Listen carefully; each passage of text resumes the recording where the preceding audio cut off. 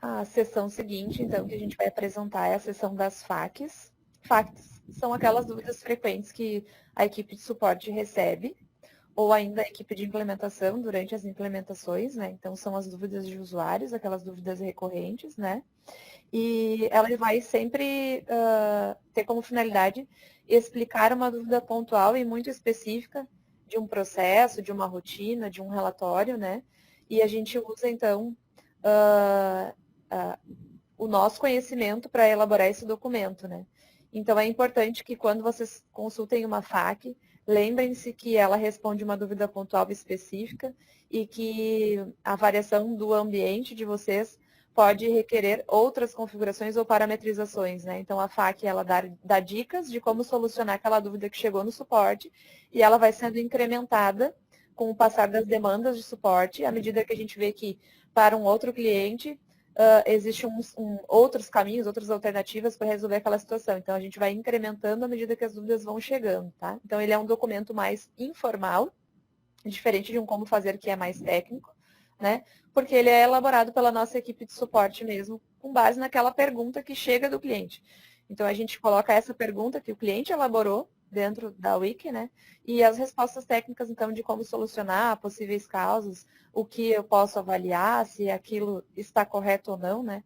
Então, essa é a função das FAQs, tá? A gente vai demonstrar ali agora na Wiki a sessão. Uhum. Então, a gente pode acessar aqui a FAQ, né? No terceiro aqui, menuzinho na esquerda. Também é dividido por módulos, tá? Eu vou acessar de novo a parte aqui de suprimentos. A diferença da FAQ, né, é que ela também mostra os submódulos. Então, se eu quiser uma FAQ sobre o gestão de materiais, eu posso clicar aqui e aqui vai estar a estrutura da FAQ. Então, vocês vão ver que a maioria das informações, dos links, né, vão ser perguntas, como a Aline comentou. Então, por exemplo, se eu quero saber, olha, eu posso lançar uma nota fiscal com inventário fechado? Tem uma pergunta aqui sobre isso.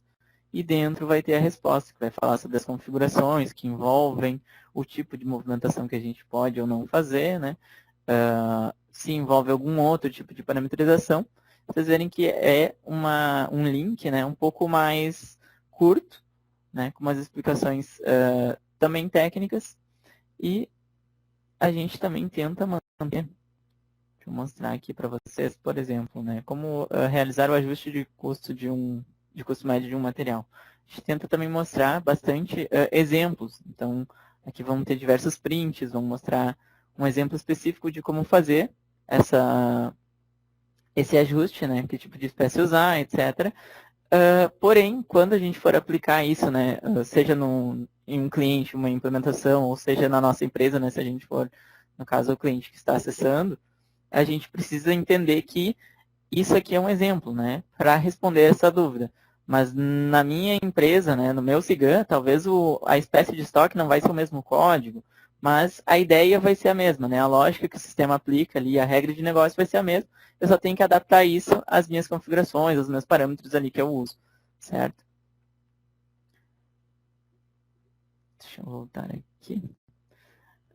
A gente também tenta, né, elaborar o máximo de perguntas possível para aqueles assuntos que mais geram dúvidas. Então, por exemplo, se a gente for ver aqui, né, na parte de valorização de estoque, a gente tem diversos links, né, porque é um assunto, digamos que um pouco mais complexo, e é importante a gente saber que quando eu quero adquirir um conhecimento sobre a valorização, por exemplo, né, que é um assunto mais complexo, além do como fazer que a gente tem toda a implementação, a gente tem que também buscar ler o máximo de conteúdo possível, porque às vezes um conteúdo está linkado ao outro, sabe?